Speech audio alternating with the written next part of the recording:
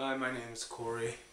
I made this video because, probably like you, I was putting in some new tuning machines in my guitar, my resonator Tricone here, and I'm not a luthier, I'm not a professional at this, and I didn't know how to do it, but also didn't want to go out and hire someone to do something that I thought I could do myself. So I've learned how to do it, and this is how I do it here. I've changed all 5 of the 6 tuners. I'm putting Waverly's in.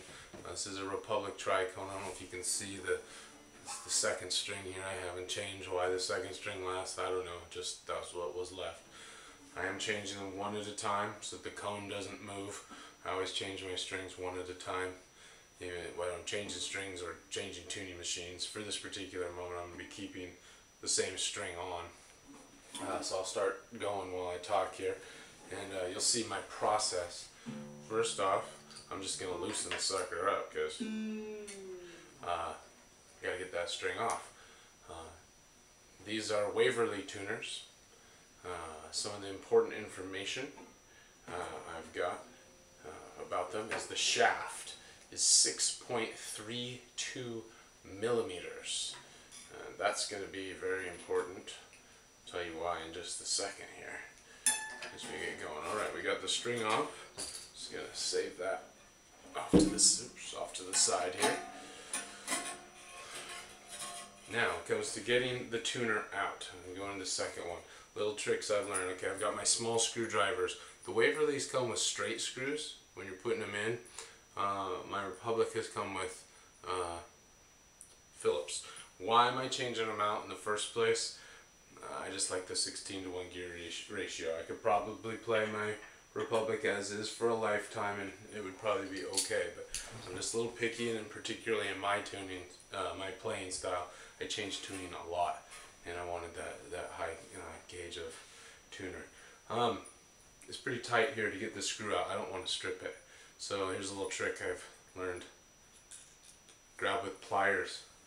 I can push it in nice and hard and turn this. I can get it to start going before.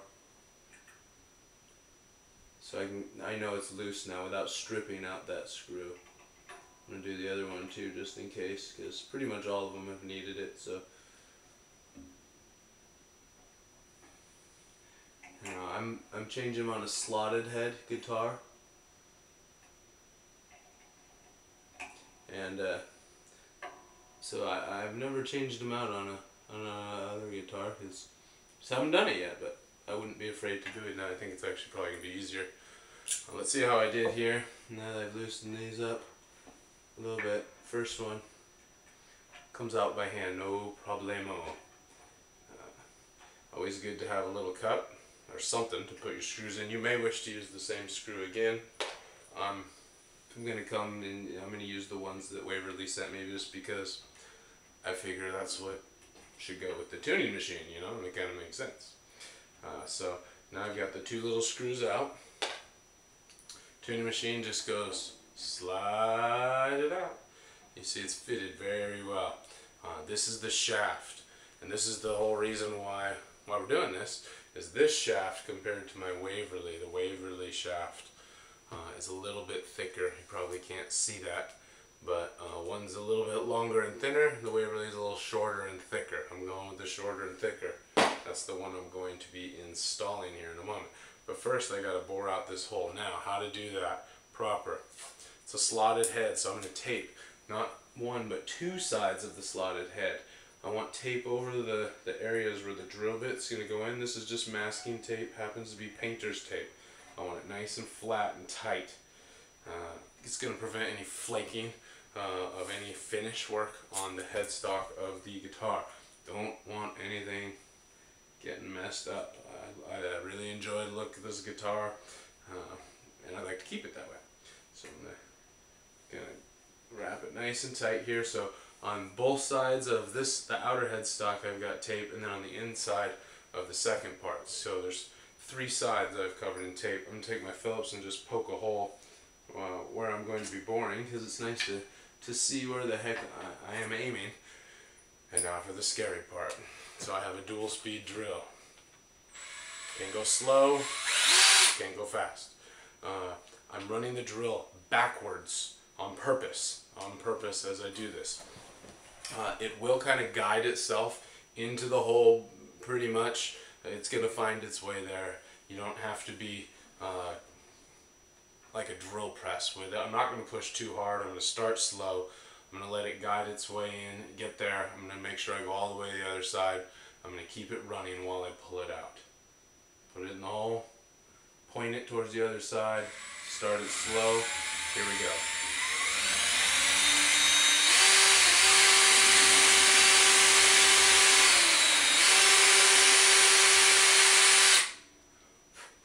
Let's see how we did.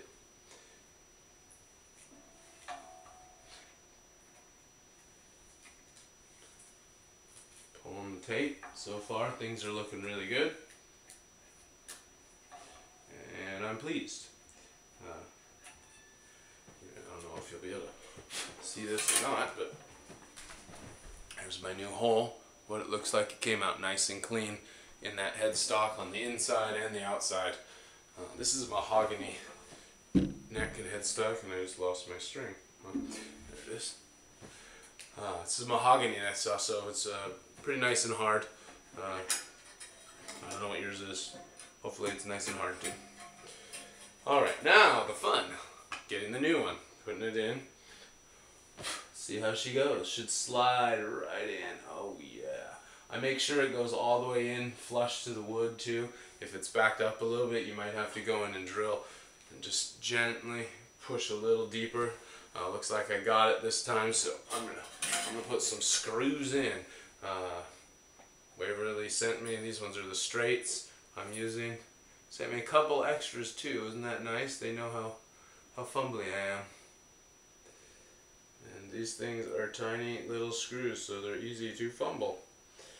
I tighten them most of the way in, and where is it? There it is. And then I'll square it up, because you can kind of move it using the knob of the tuner, get it like perfectly centered, and then I'll tighten it up.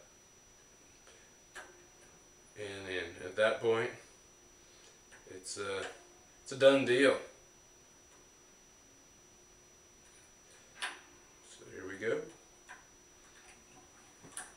Yeah, I'm trying to get that a little more square. Sometimes I do find the Waverly holes are just a hair wider than my Republic here. So the straight screws are a little shorter, and they compensate for any angle that goes in. I'm trying not to put any angle. I'm trying to put them in straight and square. Always. And just tightening them down. There it is. Boom, we have a tuner installed. The string's jumping around.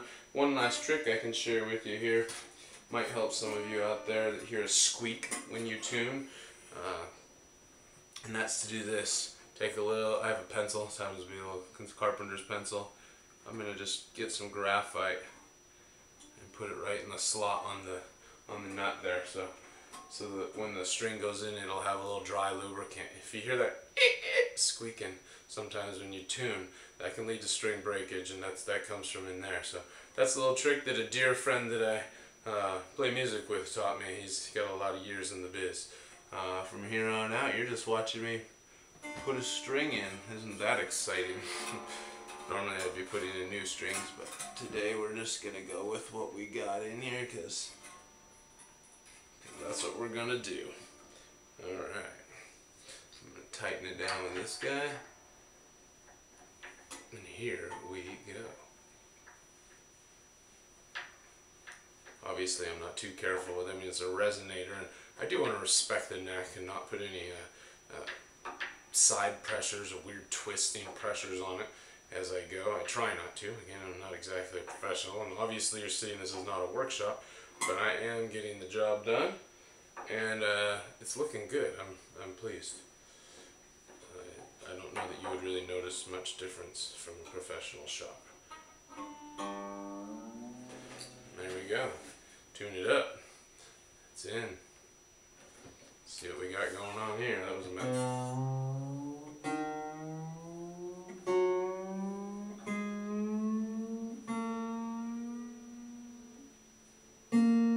Let's give it a little twist. Whenever I put a new string in, like to bend it a few times. Boingy, boingy, boingy, boingy.